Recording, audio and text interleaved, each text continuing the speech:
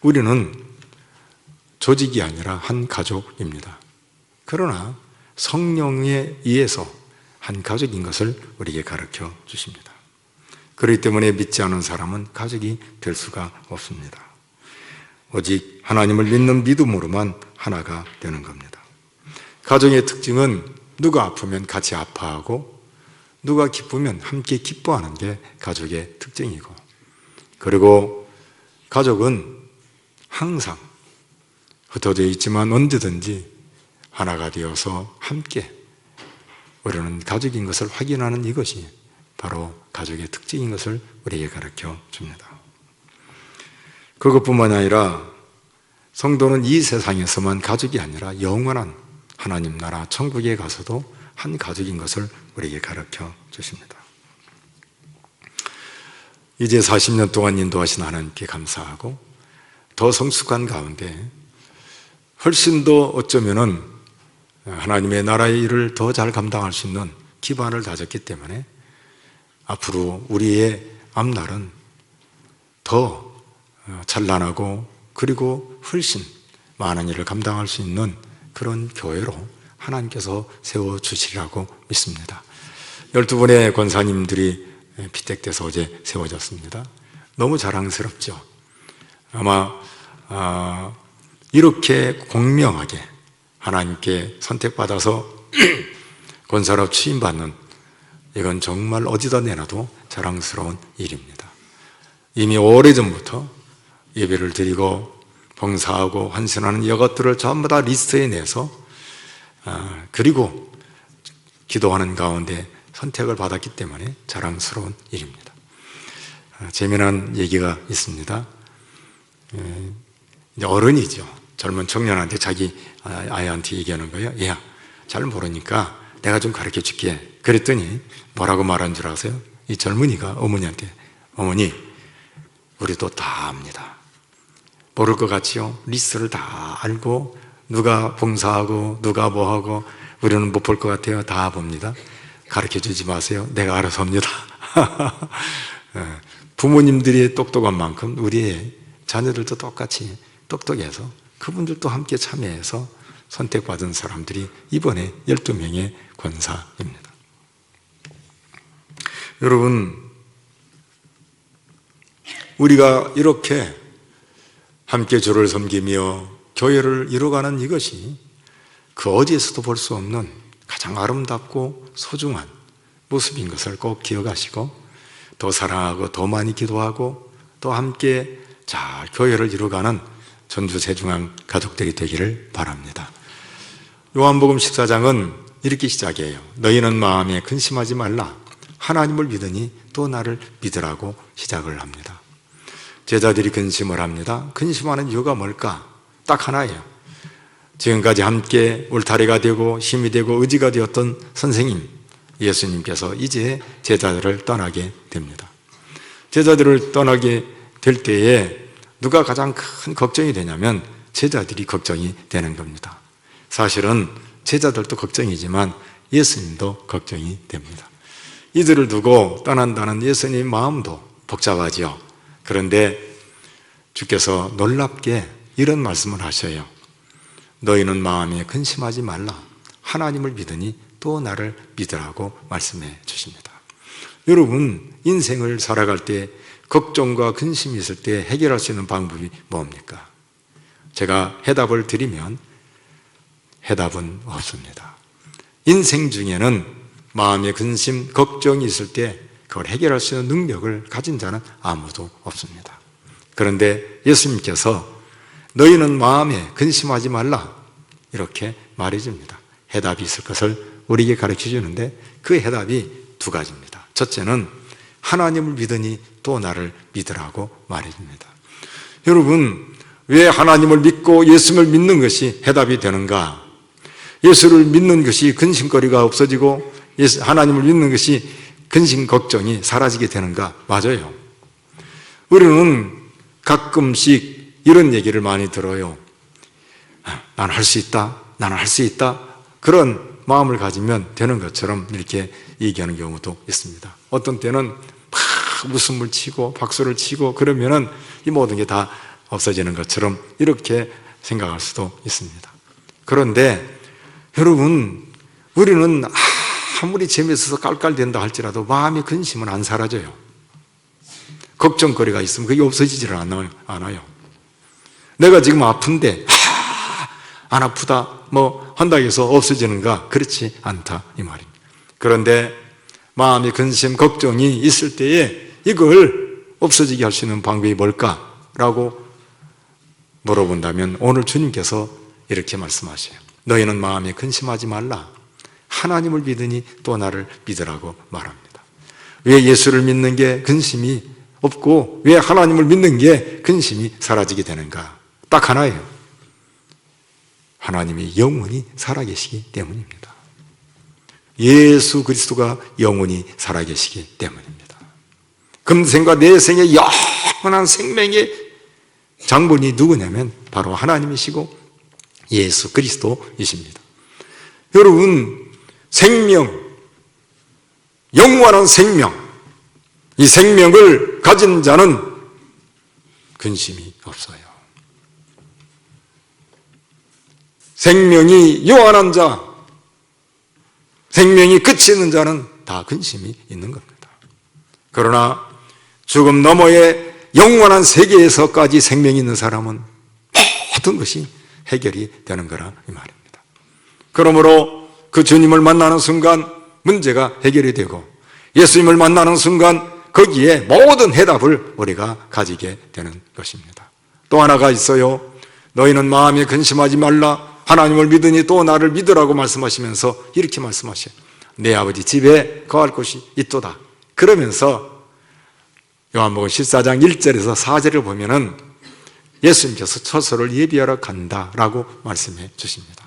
그리고 처소가 예비되면 다시 너희를 내게로 있게 하겠다고 말씀해 주십니다. 오늘 주님께서 처소를 예비하러 간다고 그리고 다시 예비하면 내가 다시 와서 너희를 내게로 영접하여 나 있는 곳에 너희도 있게 하리라고 말씀해 주십니다. 그리고 제자들에게 이렇게 말합니다. 내가 어디로 가는지 그 길을 너희가 안다. 내가 어디로 가는지 그 길을 너희가 안다. 이렇게 말씀해 주십니다. 그때에 이제 5절, 5절, 6절, 7절에 누가 등장하냐면 도마가 등장을 합니다. 도마는 우리가 고맙다고 말을 해야 해요. 왜 그러냐면 도마 때문에 오고 오는 모든 이 지금 기독교 2000년 역사뿐만 아니라 주님 오실 때까지 좋아하는 성경 구절 하나를 들려면 아마 요한복음 14장 6절일 거리요. 내가 곧 길이요 진리요 생명이니 나로 말미암지 않고는 아버지께로 올 자가 없느니라. 이 말씀 싫어하는 사람 한 사람도 없을 거예요.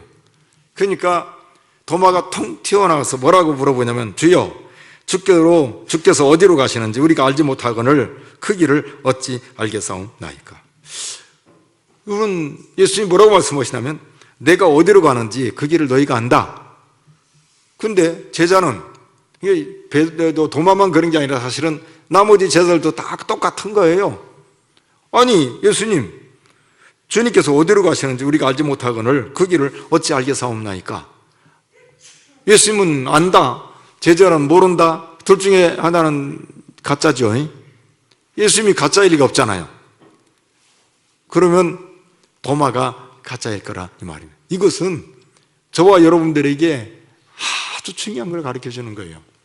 우리가 신앙생활 할 때에 잘 보십시오. 예수를 잘 믿고 믿음으로 잘 살고 신앙생활 잘하는 것 같고 겉으로 보면 대단한 것 같은데 우리가 예수를 믿는 건 이유가 뭐예요? 이 땅에 많은 종교가 있는데 신앙생활하는 이유가 뭐예요? 왜 예수예요? 잘 생각 한번 해보십시오. 왜 매주마다 교회 나오고 시간을 정성을 다해서 준비했다가 그 시간에 맞춰서 교회 나오는 이유가 뭐냐 이 말입니다. 3년을 예수님과 함께 살았던 제자들입니다. 가장 중요한 게 뭐예요? 인간은 죽어요. 인간은 죽어요. 죽지 않은 인간은 아무도 없어요. 인간은 유한해요. 그러나 모든 인간은 갈망해요. 안 죽기를. 영원히 살고 싶어요. 아프지도 않고 죽지도 않고 행복하게 살고 오랫동안 살고 마음껏 살고 싶은 게 누구냐면 인간이에요. 요한복음 3장 5절에서 8절을 보면 이렇게 말씀하셔요. 같이 한번 자막을 보면서 읽겠습니다. 예수께서 대답하시되 진실로 진실로 내게 이르노니 사람이 물과 성령으로 나지 아니하면 하나님의 나라에 들어갈 수 없느니라. 육으로 난 것은 육이요 영으로 난 것은 영이니 내가 내게 거듭나야 하겠다는 말을 놀랍게 여기지 말라. 바람이 임으로 불매 내가 그 소리는 들어도 어디서 와서 어디로 가는지 알지 못하나니 성령으로 난 사람도 다 이러하니라. 여러분, 여기 거듭난다 이 말은 중생한단 말이에요. 사람이 거듭난다는 말은 개조된다 그 말이 아니에요. 새 생명, 하나님께서 우리 안에 새 생명을 심어주시는 거예요. 그러니까 인간은 예수를 믿는 사람 항상 이 두 개의 자아가 갈등을 해요. 애자 그리고 새 생명을 심어서 새 생명이 움직이는 거예요. 늘 이게. 그리고는 은혜를 받고 영의 양식을 공급받고 하나님 말씀으로 충만하면 옛 생명은 자꾸 애자아는 죽어요. 힘을 못 써. 그리고는 은혜가 넘쳐갖고 얼굴이 천사처럼 되고 막 너무 행복하죠. 그런데 여기 밥을 안 줘가지고 쪼글쪼글 굶고 이 애자아 막 이생의 자랑, 인간의 욕심, 이 세속의 이런 것들을 자꾸 심어주면 이 새 생명이 쪼그라드는 거예요. 그리고는 그렇게 예수 잘 믿는 사람도 얼굴이 그냥 완전히 이상한 사람 바뀌게 되는 거라 이 말이죠. 욕심꾸러기가 되고 뭐 가치관이 바뀌어지고 이렇게 되는 거예요. 우리 예수 믿는 사람은 이게 늘 공존해요. 두 가지 생명이 왔다 갔다 한단 말입니다. 새 생명은 중생한다는 말은 우리에게 새 생명을 심어주는 거예요. 누가? 하나님께서 역사하시는 거예요. 무슨 말이에요? 예수를 믿음으로 영생 얻음을 우리에게 가르쳐 주십니다. 이게 요한복음 이 3장 이어서 우리에게 주시는 말씀인데 어떻게 우리가 그 영생을 얻게 되냐면 요한복음 3장 오늘 13절 15절 이어서는 그 자막을 보면서 같이 읽겠습니다. 하늘에서 내려온 자 곧 인자 위에는 하늘에 올라간 자가 없느니라. 모세가 광야에서 뱀을 든 것 같이 인자도 들려야 하리니 이는 그를 믿는 자마다 영생을 얻게 하려 하심이니라. 아멘. 이 말은 무슨 말이냐면 이스라엘 백성들이 40년 동안 광야 생활을 이렇게 쭉 하지 않습니까? 애굽에서 나와서 홍해를 건너서 그 다음에 이제 시내사를 통과해서 가나안 땅을 향해서 가요. 40년 광야 생활 중에 쉽지 않잖아요. 얼마나 거친 광야입니까?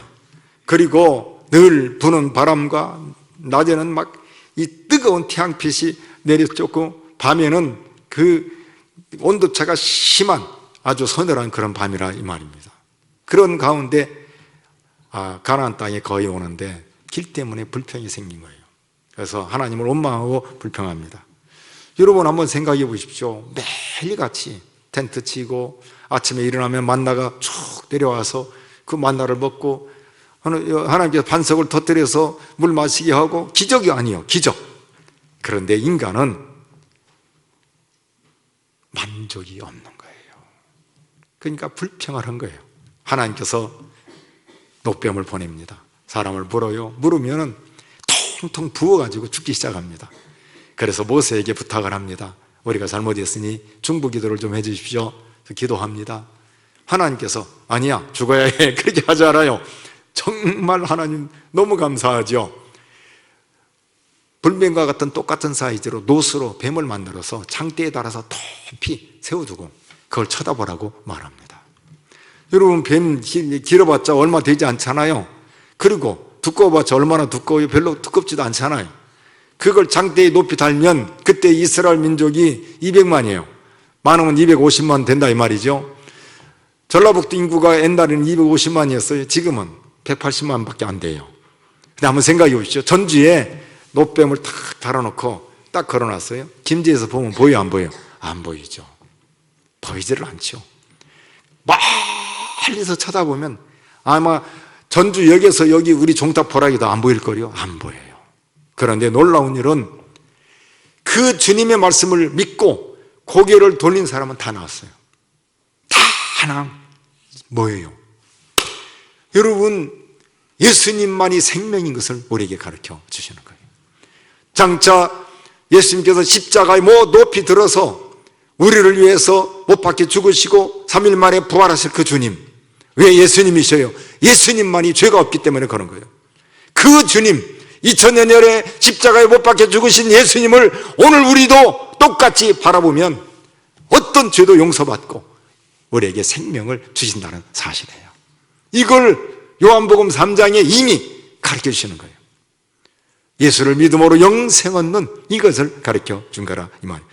다시 한번 읽어드려요. 요한복음 3장 13절, 14절, 15절인데 15절을 보면 이는 그를 믿는 자마다 영생을 얻게 하려 하심이니라. 아멘. 예수를 믿음으로 영생 얻음을 이미 말씀하셨어요. 그러니까 예수님께서 가시는 그것이 어떤 것인지, 어떻게 영생을 얻는지, 천국이 어떤 것인가를 벌써 이렇게 가르치는 거라 이 말입니다. 누구를 통해서? 예수님. 요한복음 이제 4장입니다. 4장은 어떤 내용이냐면 예수님께서 수가성, 사마리아의 수가성 우물가에 낮 정오에 도착을 합니다. 그때 누가 오냐면 물동이를 이고서 여인 하나가 이렇게 물길로 옵니다. 예수님께서 이 여인에게 먼저 물을 좀 달라고 이렇게 요청을 하니까 이 여인이 입을 힐룩거리면서 이렇게 말을 해요. 유대인 남자가 사마리아 여자에게 어떻게 물을 좀 달라고 할 수 있습니까? 그러면서 아주 그냥 싹둑 잘라요. 그때 예수님께서 이렇게 말합니다. 네가 물 좀 달라 하는 네가 누구인지를 알았더라면 네가 먼저 나에게 물을 주었을 것이라. 그러면서 이렇게 말합니다. 네가 주는 물은 다시 목마르거니와 내가 주는 물을 마시는 자는 영원히 목마르지 아니한다.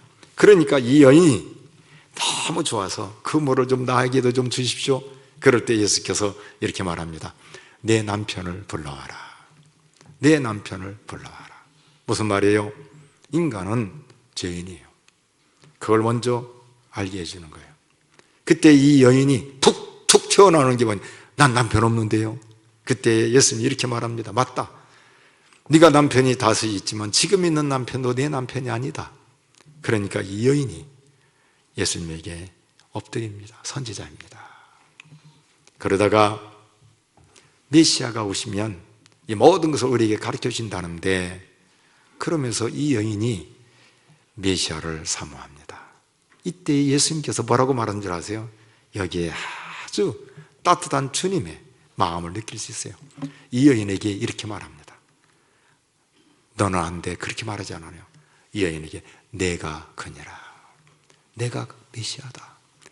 여러분, 예수님을 만난 이 여인이 어떻게 한 줄 아세요? 물동이를 내려줍니다. 그리고는 동네에 들어가요.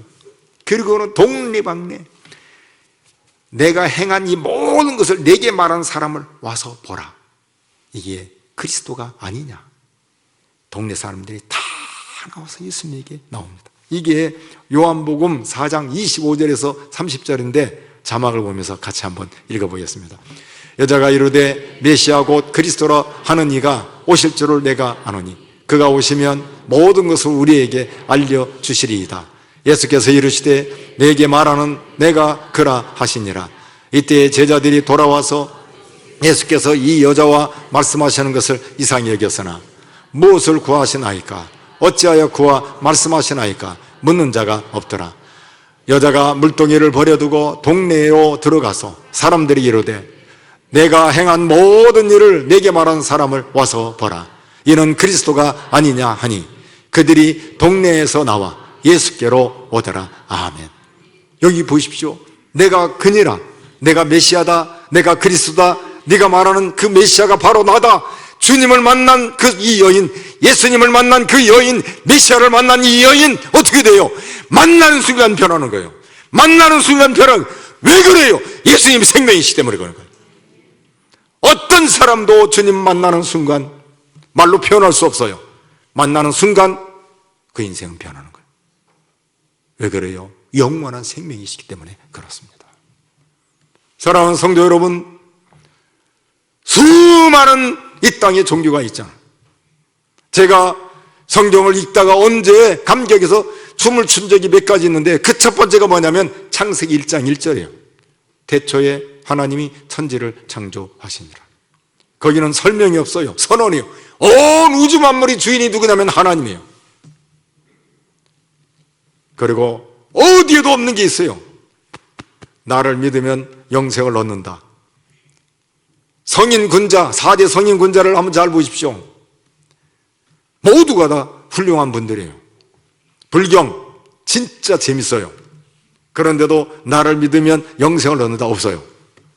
공자, 논어를 아무리 많이 읽어도 거기에 나를 믿으면 영생을 얻는다 없어요.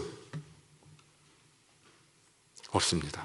그런데 예수님만이 내가 곧 길이요 진리요 생명이라고 말합니다. 내가 나를 믿으면 영생을 얻는다고 말씀해 주십니다. 우리는 지금 그런 세상에 살고 있어요. 진리라고 말하지만 나중에 보면 아니요. 진리는 예수님밖에 없어요. 그런데 여기 아주 중요한 게 있어요. 길은 반드시 뭐가 있어야 하냐면 진리가 있어야 해요. 진리가 없는 길은 의미가 없어요. 또 하나, 길은 반드시 진리가 있어야 하는데 진리에는 반드시 생명이 있어야 해요. 생명이 없으면 무가치예요. 그런데 길과 진리와 생명이 누구에게 연결되냐면 하나님께 연결되어 있다는 거예요. 예수 그리스도 주님만이 하나님과 연결되고 천국과 연결됨을 우리에게 가르쳐 주십니다. 내가 진짜 예수쟁인지 내가 생명이 있는지 없는지는 무엇으로 알 수가 있는가? 요한일서 5장에 나와요. 요한일서 5장 11절에서 13절을 우리 같이 한번 읽어보겠습니다. 같이 읽겠습니다. 또 증거는 이것이니 하나님이 우리에게 영생을 주신 것과 이 생명이 그의 아들 안에 있는 그것이니라. 아들이 있는 자에게는 생명이 있고 하나님의 아들이 없는 자에게는 생명이 없느니라. 내가 하나님의 아들의 이름을 믿는 너희에게 이것을 쓰는 것은 너희로 하여금 너희에게 영생이 있음을 알게 하려 함이라. 아멘. 여기 우리에게 가르쳐 주세요. 또 증거는 이것이니 누가? 하나님이에요. 하나님이 우리에게 영생을 주셨는데 이 생명이 어디에 있냐면 그의 아들 안에 있다고 말합니다. 길, 진리, 생명, 예수님이세요. 이게 누구에게 연결되냐면 하나님과 연결되어 있음을 말씀해 주십니다. 하나님 우리에게 영생을 주셨는데 이 영생은 누구에게 있냐면 그의 아들 안에 있는 그것이라고 말합니다. 영생, 생명은 누구인가? 예수님이세요. 아들이 있는 자에게는 생명이 있고 아들이 없는 자에게는 생명이 없습니다. 예수님, 그분이 내 안에 계시는 자는 생명이 있고 예수님 없는 자는 생명이 없습니다. 그분이 생명이셔요. 사랑하는 성도 여러분, 어떤 흉악한 범죄자라도 어떤 무가치한 존재라도 예수님 만나는 순간 생명을 얻게 됩니다. 그게 강도요. 예수님 마지막 십자가에 못 박혀 죽으실 때에 한편 강도가 주여 당신의 나라에 임할 때에 나를 기억하소서.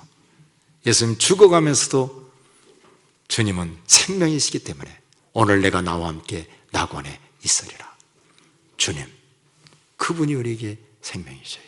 그분 만나는 순간 인간은 변합니다. 완벽하게 변해요. 어떻게 해요? 생명을 가진 사람으로 바뀌게 되는 겁니다. 주님만이 길이요 진리요 생명이시고 그리고 그 주님 하나님과 연결된 이 사실을 우리에게 가르쳐 주십니다. 사랑하는 성도 여러분, 예수로 가득히 채워지고 예수로 살아가는 우리 교회와 성도들이 되기를 바랍니다.